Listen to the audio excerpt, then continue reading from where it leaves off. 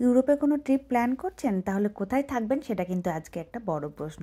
আমি আপনাদের আজকে এয়ারবিএনবি এবং তার বিকল্প অপশানগুলিকে নিয়ে বিস্তারিত বলবো। আপনারাও যদি এরকম ভ্রমণ সাশ্রয়ী এবং সুপরিকল্পিতভাবে চান তাহলে ফলো করুন পুরো ভিডিও। হাই, আমি প্রাপ্তি, আমার নতুন একটি মিনি ব্লগে আপনাদের সকলকে স্বাগত।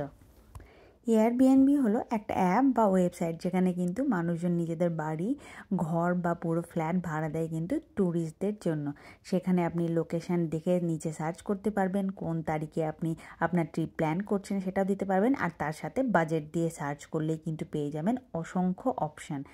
এই এয়ারবিএনবির বেশ কিছু কিন্তু সুবিধা আছে। এখানে কিন্তু আপনি চাইলে নিজস্ব একটা স্টুডিও রুম পেতে পারেন। তাছাড়াও এখানকার অনেক সময় নিজস্ব লোকেদের মতো এখানে থাকতে পারবেন। আর তাছাড়া অনেক সময় কিন্তু এটা হোটেলের থেকেও বেশ একটুখানি চিপ হয়।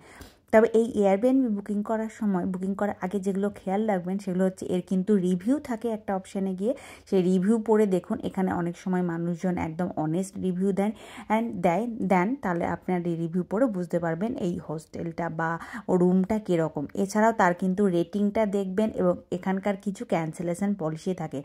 কোনো ডিফারেন্ট জায়গায় তার কিন্তু ক্যান্সেলেশন পলিসিটা ডিফারেন্ট, সেটাও আপনারা খেয়াল রাখবেন। এছাড়াও কিছু কিছু জায়গায় কিন্তু এক্সট্রা কিছু ফিজ থাকে, যেমন ক্লিনিং ফি, সার্ভিস ফি।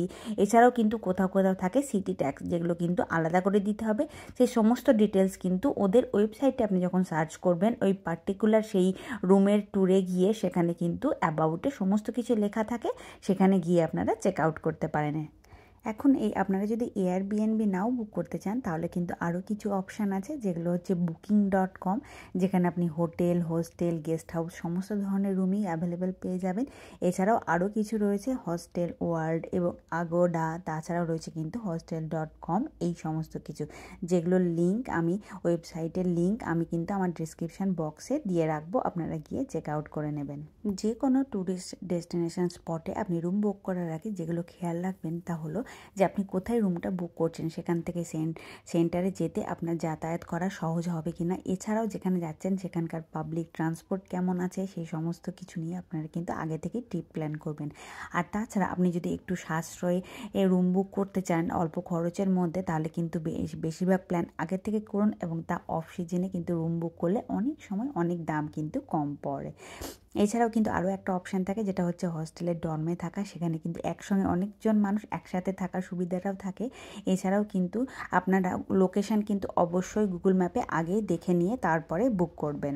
আরও একটা অপশান যেটা আপনারা সবসময় মাথায় রাখবেন, যে চেক ইন এবং চেক আউটের টাইম কখন হয়, অবশ্যই সেটা দেখে নেবেন যে আপনি কখন সেই শহরে পৌঁছচ্ছেন আর হোটেল রুমে এন্ট্রি করার চেক ইন টাইমটা কখন। তবে অনেক সময় কী হয়, পার্সোনালি মেসেজ করলে ওনার কিন্তু এদিক ওদিক একটু রিল্যাক্সেশনে দিয়ে দেয়। সেই সমস্ত কিছু দেখেই কিন্তু আপনারা ট্রিপ প্ল্যান করে রুম বুক করবেন। এই এয়ারবিএনবি বা booking.com থেকে আপনারা যখন কোনো রুম বুক করবেন তখন যে সবসময় ওনার এসেই আপনাকে চাবি হ্যান্ড ওভার করবে রুমে, সেটা কিন্তু নয়। তার জন্য কিন্তু কিছু প্রোটোকল থাকে, সেই সমস্ত প্রোটোকল ফলো করলে ইজিলি আপনারা কিন্তু রুমের মধ্যে অ্যাক্সেস করতে পারবেন। যেমন আমাদের এই রুমের ট্রিপটাতে আমরা কিন্তু বুক করেছিলাম booking.com থেকে, যেহেতু আমরা খুব ইনস্ট্যান্ট বুক করেছিলাম বলে খুব ভালো একটা ইজিলি অ্যাভেলেবেল একটা রুম পেয়ে গেছিলাম, যেটা খুব অ্যাক্সেসেবল ছিল। আর আমাদের মেন শহরের মধ্যেই থাকার যেহেতু একটা মোটিভ ছিল, তাই আমরা কিন্তু মেন শহরের মধ্যে এই রুমটা বুক করেছিলাম। আমাদের যে রুম ওনার ছিলেন তিনি কিন্তু আমাদের কীভাবে নিজে এসে চাবি দেননি, তবে আমরা কিভাবে সেই চাবি কালেক্ট করতে পারবো তার সমস্ত একটা গাইডলাইন্স কিন্তু আমাদেরকে বলে রেখেছিলেন। আমরা সেই গাইডলাইন্স ফলো করে কিন্তু চাবি নিয়েছিলাম। এখান থেকে চাবি নিয়ে আমরা চলে এসেছি আমাদের হোটেলে। দেখতেই পেলেন প্রথমে আমাদের কিন্তু পুরো একটা স্টুডিও টাইপ রুম নিয়ে নিয়েছি, যেখানে কিন্তু একটা ডাবল বেডের রুম আছে, তার সাথে কিন্তু বিভিন্ন অ্যামেনিটিস আছে। এই অ্যামেনিটিসগুলো আমরা আগের থেকেই দেখে নিয়েছিলাম।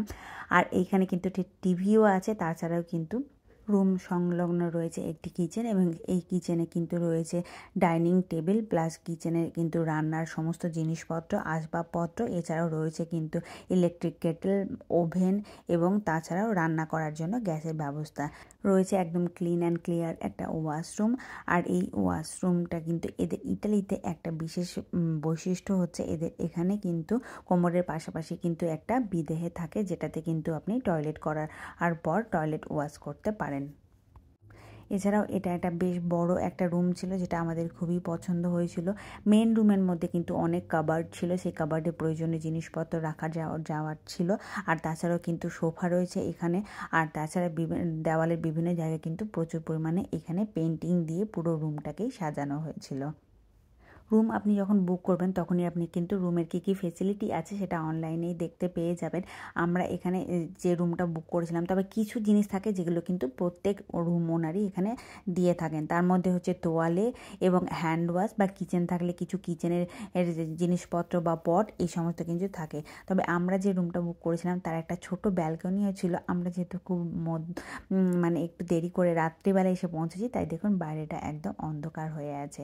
আর এছাড়াও আপনি কিছু কিছু জায়গায় আছে যেমন সমস্ত প্রয়োজনীয় জিনিসপত্র, মানে সেভিং কিট, এছাড়াও ব্রাশ, মাজন এইসবও দিয়ে থাকেন, কিন্তু সেইগুলো সমস্ত কিছুই কিন্তু শাওয়ার কিট এই সমস্ত কিন্তু লেখা থাকে অলরেডি আগে থেকে। সেই অপশান দেখেই আপনারা কিন্তু বুক করবেন বা নিজেদের ট্রিপ প্ল্যান করবেন।